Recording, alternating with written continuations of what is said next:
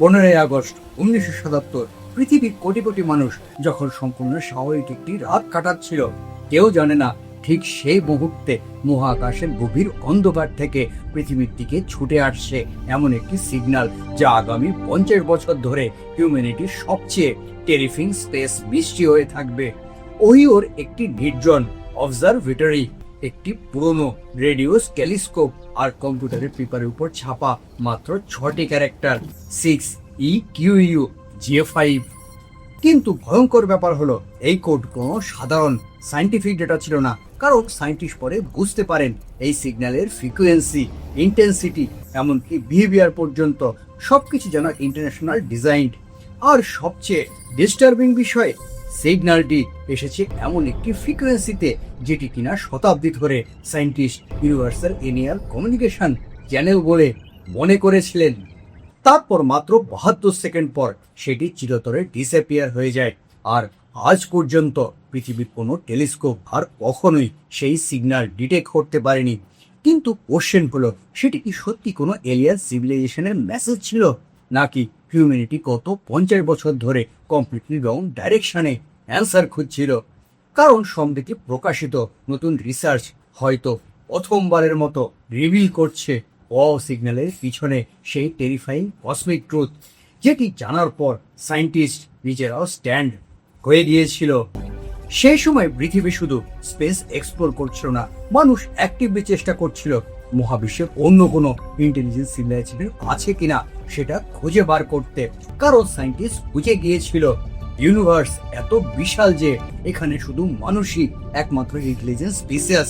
এটা বিশ্বাস করা স্ট্যাটিস্টিক্যালি প্রায় ইম্পসিবল। আর এই চিন্তা থেকে শুরু হয় সিট প্রজেক্ট, সিট ইউনিভার্সিটির। সিটের কাজ ছিল সিম্পল, কিন্তু একই সাথে ট্যারিফাইং। তারা মহাকাশের বিভিন্ন ডাইরেকশনে কন্টিনিউয়াসলি স্ক্যান করছিল, এই আশায় যে হয়তো একদিন কোনো আর্টিফিশিয়াল সিগন্যাল ডিটেক্ট হবে, মানে এমন সিগন্যাল যা ন্যাচারাল কসমিক ইভেন্ট এক্সপ্লেন করতে পারে না। আর এই মিশনে তাদের সবচেয়ে গুরুত্বপূর্ণ অস্ত্র ছিল বিগ এয়ার রেডিও অবজারভেটরি। ওহিওর প্রায় নির্জন এলাকায় দাঁড়িয়ে থাকা জায়েন্ট রেডিও টেলিস্কোপ দেখতে খুবই অর্ডিনারি ছিল, কিন্তু বিগ এয়ারের ডিজাইন ছিল কমপ্লিটলি ডিফারেন্ট। এটি কন্টিনিউয়াসলি স্কাই স্ক্যান করছিল। পৃথিবীর রোটেশন ব্যবহার করে টেলিস্কোপ ধীরে ধীরে মহাকাশের এক একটি রিজন অবজার্ভ করছিল, আর সেই অবজারভেশনের সমস্ত ডেটা সরাসরি চলে যেত একটি আইবিএম এর কম্পিউটারের কাছে। দিনের পর দিন টেলিস্কোপ শুধু নয়েজ ডিটেক্ট করছিল, natural radio blast, cosmic radiation, background interference, সবকিছু ছিল কমপ্লিটলি নর্মাল। কিন্তু সায়েন্টিস্ট আসলে অপেক্ষা করছিল এক বিশেষ ধরনের সিগন্যালের জন্য, একটি ন্যারো ব্যান্ড ট্রান্সমিশন। কারণ নেচার সাধারণত ওয়াইড ব্যান্ড নয়েজ সিগন্যাল তৈরি করে, কিন্তু ইন্টেলিজেন্ট কমিউনিকেশন সেটা ইউজুয়ালি ন্যারো ব্যান্ডের হয়, ঠিক মানুষের রেডিও ট্রান্সমিশনের মতো। আর এখানেই আসে সবচেয়ে ইম্পর্টেন্ট পার্ট। 1959 সালে দুই ফিজিওসিস্ট, জোসেফ কোকিনি এবং ফিলিপস মরিসন, একটি রেভলিউশনারি থিওরি দেন। তাদের মতে যদি কোনো অ্যাডভান্স এলিয়েন সিভিলাইজেশন ইউনিভার্সের অন্য স্পিসির সাথে কমিউনিকেশন করতে চায়, তাহলে তারা র্যান্ডম ফ্রিকোয়েন্সি ব্যবহার করবে না, বরং এমন একটি ফ্রিকোয়েন্সি চুজ করবে যেটা কিনা পুরো ইউনিভার্সে ন্যাচারালি ইম্পর্টেন্ট। আর সেই ফ্রিকোয়েন্সি হলো 1420 মেগাহার্টজ। এই ফ্রিকোয়েন্সকে বলা হয় হাইড্রোজেন লাইন, কারণ হাইড্রোজেন অ্যাটম ন্যাচারালি এই ফ্রিকোয়েন্স এমিট করে। আর হাইড্রোজেন হলো ইউনিভার্সের সবচেয়ে কমন এলিমেন্ট, মানে যে কোনো অ্যাডভান্স সিভিলাইজেশনের কাছেই 1420 মেগাহার্টজের একটি ইউনিভার্সাল রেফারেন্স পয়েন্ট হতে পারে। এটাই ছিল রিজন যার কারণে সায়েন্টিস্ট সিক্রেটলি ভয় পেতেন, যদি কোনো একদিন এই এক্স্যাক্ট ফ্রিকোয়েন্সিতে powerful narrow band signal detect হয়, তাহলে সেটি হতে পারে হিউম্যানিটির হিস্ট্রি কমপ্লিট বদলে দেওয়ার মতো ঘটনা। তারপর 1917 সালে সেই রাতে অসম্ভব ঠিক সেটাই ঘটে। 15 আগস্ট 1977, রাত প্রায় 10:16। বিগ এয়ার রেডিও অবজারভেটরি স্বাভাবিকভাবে মহাকাশ স্ক্যান করছিল। কন্ট্রোল রুম তখন একদম সাইলেন্ট, শুধু কম্পিউটার আর প্রিন্টারের শব্দ শোনা যাচ্ছিল, কারণ টেলিস্কোপ এর পুরো সিস্টেম অটোমেটিক মোডে চলে। মহাকাশ থেকে আসা ডেটা প্রথমে IBM 1130 কম্পিউটার প্রসেস করত, তারপর কন্টিনিউয়াসলি পেপার প্রিন্ট আউটের মাধ্যমে বের হতো।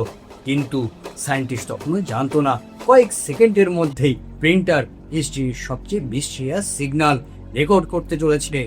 হঠাৎ টেলিস্কোপ একটি আনইউজুয়াল রেডিও সোর্স ডিটেক্ট করে। প্রথমে সিগন্যাল উইক ছিল, তারপর ইন্টেন্সিটি দ্রুত বাড়তে থাকে আর পেপারের উপর প্রিন্ট হতে থাকে CEQU-J5। সেই মুহূর্তে কেউ অ্যালার্ম শুনতে পায়নি, কারণ টেকনিক্যালি সবকিছু নর্মালি ছিল। কিন্তু বাস্তবে ঠিক সেই পেপার হয়ে ওঠে ডিউনিটির প্রথমবার এমন একটি সিগন্যাল রেকর্ড করেছিল যেটি কিনা পৃথিবীর বাইরের ইন্টেলিজেন্টের ইঙ্গিত দিতে পারে।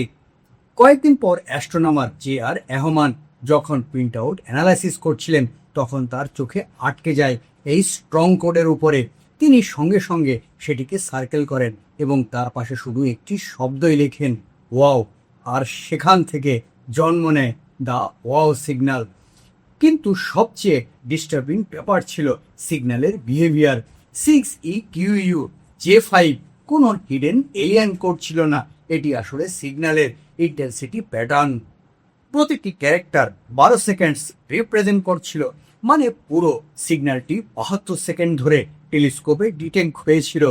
এই অ্যানালাইসিসের পরে সায়েন্টিস্টরা বুঝতে পারেন সিগন্যালটি পারফেক্টলি রাইজ করেছিল, পিকে পৌঁছেছিল এবং তারপরে পারফেক্টলি ফেড আউট হয়েছিল, ঠিক যেন কেউ ইন্টারন্যাশনালি ট্রান্সমিশন সেন্ড করছে। সবচেয়ে শকিং ক্যারেক্টার ছিল ইউ, কারণ সেটি রিপ্রেজেন্ট করছিল ভ্যালু 30, মানে সিগন্যাল ইন্টেন্সিটি নর্মাল ব্যাকগ্রাউন্ড নয়েজের তুলনায় প্রায় 30 গুণ বেশি পাওয়ারফুল ছিল।